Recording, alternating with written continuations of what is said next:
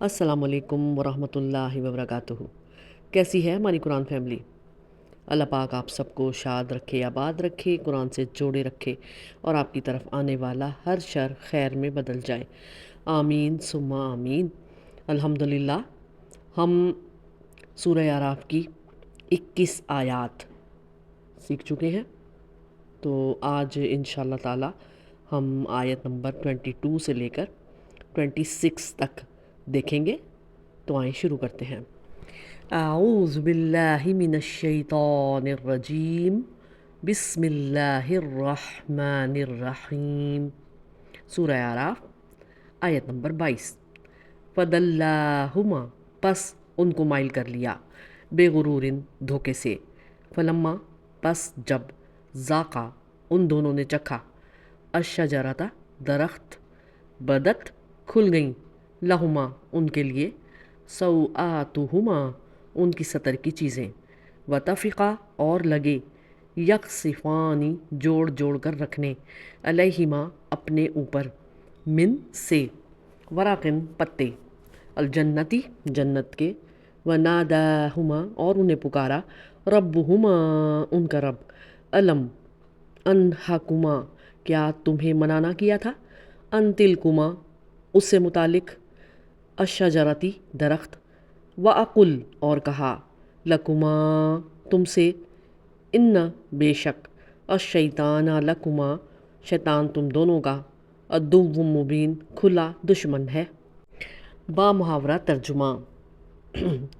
پس اس نے دونوں کو دھوکے سے نیچے اتار لیا، پھر جب دونوں نے اس درخت کو چکھا تو ان کے لیے ان کی شرمگاہیں ظاہر ہو گئیں، اور دونوں جنت کے پتوں سے پتے لے لے کر اپنے آپ پر چپکانے لگے، اور ان دونوں کو ان کے رب نے آواز دی، کیا میں نے تم دونوں کو اس درخت سے منع نہیں کیا، اور تم دونوں سے نہیں کہا کہ بے شک شیطان تم دونوں کا کھلا دشمن ہے؟ جیسا کہ آپ کو پتہ ہے کہ حضرت آدم علیہ السلام اور ابلیس شیطان کی یہ سٹوری جو ہے قرآن پاک میں سورہ اعراف میں بڑی تفصیل سے بیان کی گئی ہے، تو اسی کا اگلا حصہ ہے کہ اس آیت سے پتہ چلا کہ جنت میں آدم اور حوا علیہ السلام کی زندگی نہایت پاکیزہ اور معصومانہ تھی۔ وہ جنسی جذبات سے بالکل نا آشنا تھے، حجاب، ستر کے مفہوم سے بالکل نا آشنا تھے۔ جب شیطان نے دھوکہ دیا اور انہوں نے یہ سوچ کر کہ ہم ہمیشہ جنت میں ہی رہیں گے، اس کے فریب میں آ گئے، کیونکہ اس نے قسم کھائی تھی اللہ کی، تو انہوں نے شجر ممنوعہ کو استعمال کر لیا۔ کیا ہوا؟ فوراً وہ عریاں ہو گئے، عریانی کا احساس ہونے لگا اور جنت کے پتوں سے سطر ڈھانکنے لگے۔ بات یہ ہے کہ انسانی نفسیات میں یہ کمزوری ہے کہ جس بات سے روکا جائے اس کے متعلق خواہ مخواہ دل میں ایک حرص پیدا ہو جاتی ہے کہ آخر اس کام سے کیوں منع کیا جا رہا ہے، اس میں حکمت کیا ہے۔ تو اس کا مطلب یہ ہے کہ شرم و حیا کا جذبہ اور اپنے مقامات سطر کو ڈھانپ کر رکھنا عورت اور مرد دونوں کی فطرت کے اندر داخل ہے۔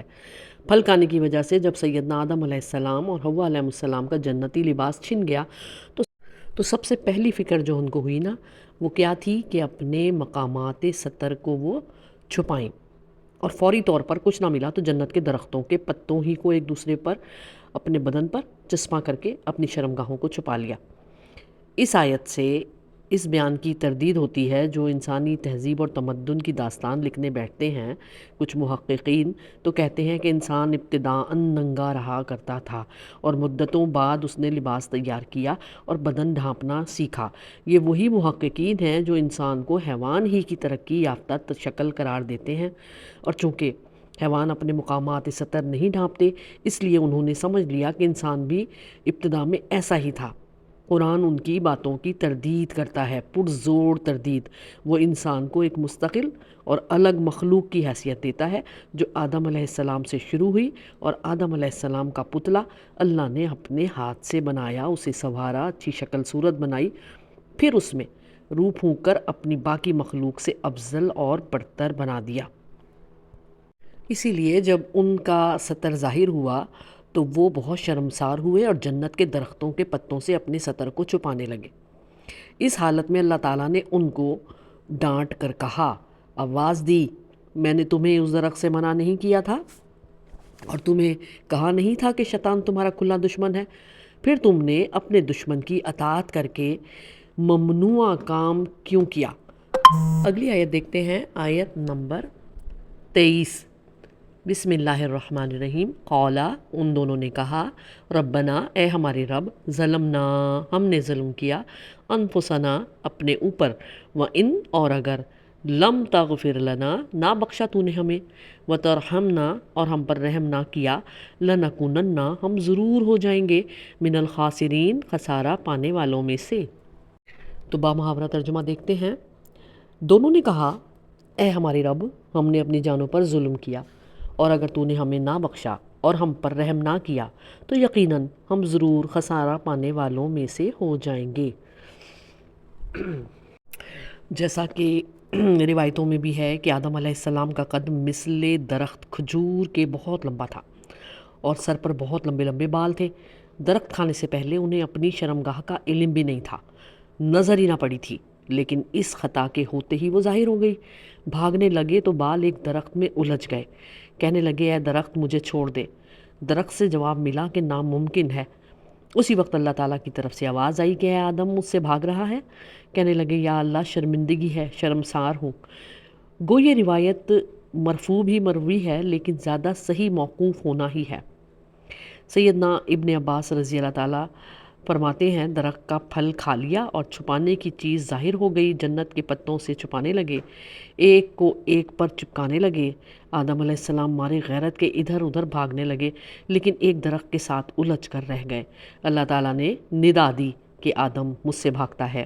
آپ نے فرمایا، نہیں یا اللہ، مگر شرماتا ہوں۔ جناب باری نے فرمایا، آدم، جو کچھ میں نے تجھے دے رکھا تھا، کیا وہ تجھے کافی نہ تھا؟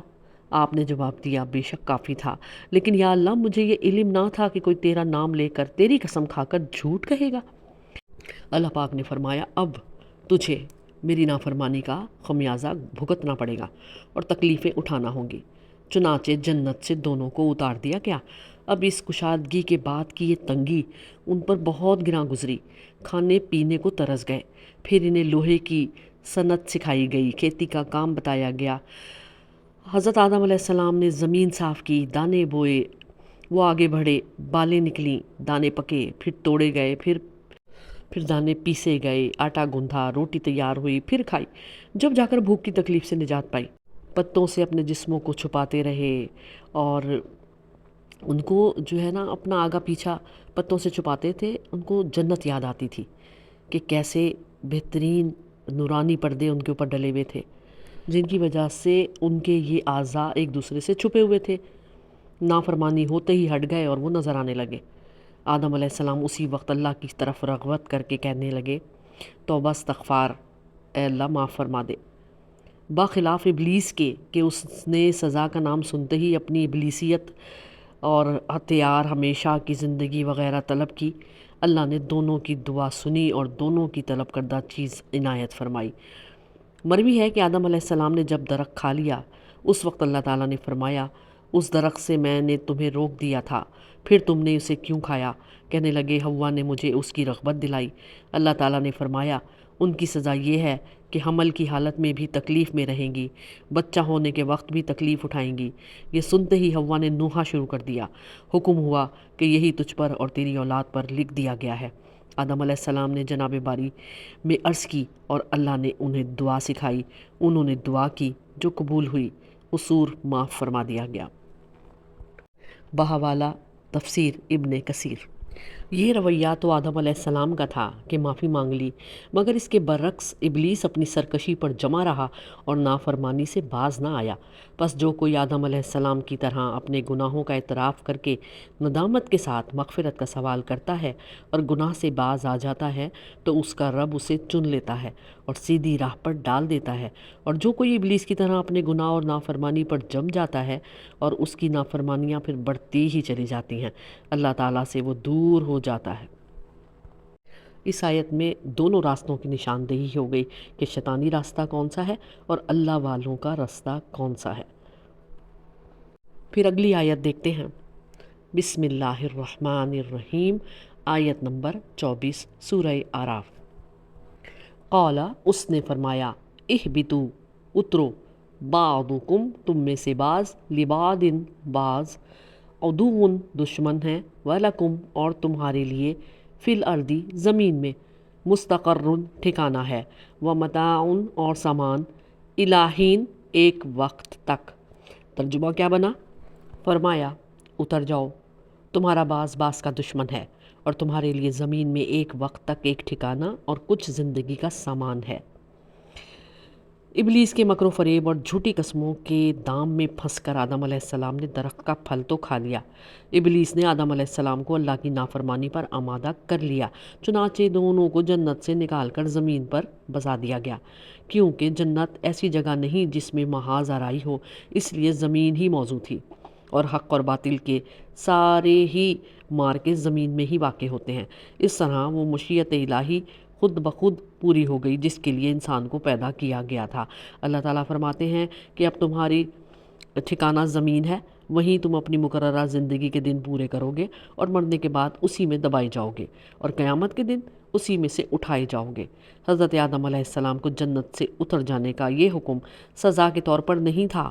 قرآن کریم میں متعدد مقامات پر اس کی تصریح فرمائی گئی ہے کہ اللہ نے ان کی توبہ قبول کر لی تھی اور انہیں معاف بھی کر دیا تھا۔ ابلیس آدم علیہ السلام کا اس لیے دشمن بنا کہ اس کی آزمائش کا جس میں وہ سخت ناکام ہوا تھا، سبب کون تھے؟ آدم علیہ السلام۔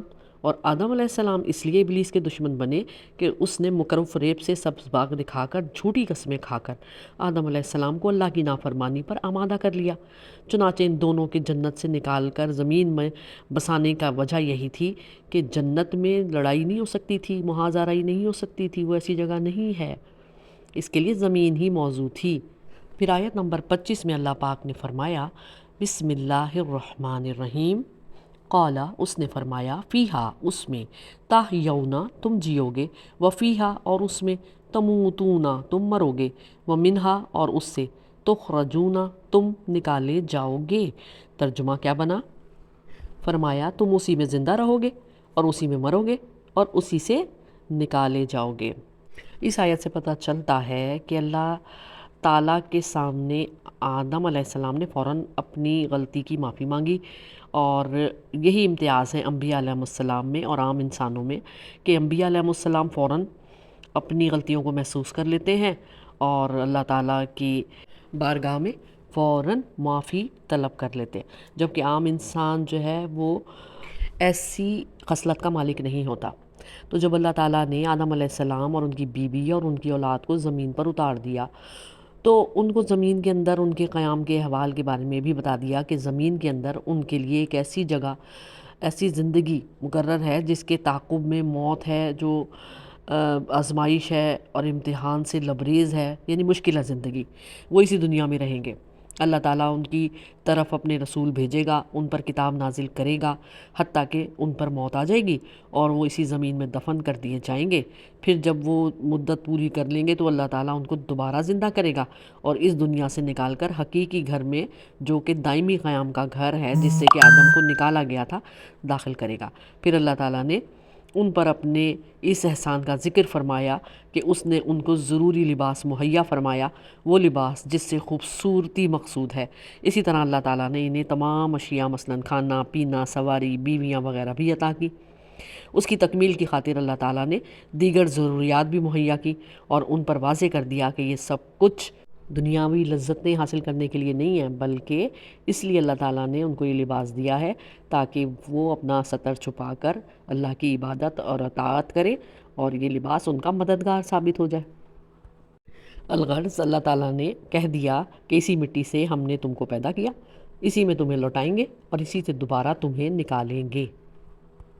پھر اگلی آیت، آیت نمبر 26، اعوذ باللہ من الشیطان الرجیم، بسم اللہ الرحمن الرحیم، یا بنی آدم، اے اولاد آدم، قد انزلنا ہم نے اتارا، علیکم تم پر، لباسن لباس، یواری ڈھانکے، سوآتکم تمہارے ستر، وریشن اور زینت، ولباسن اور لباس، التقوی پرہیزگاری، ذالکا یہ، خیرن بہتر ہے، ذالکا یہ، من سے، آیاتی نشانیاں، اللہ کی، لعلہم تاکہ وہ، یذکرون وہ غور کریں۔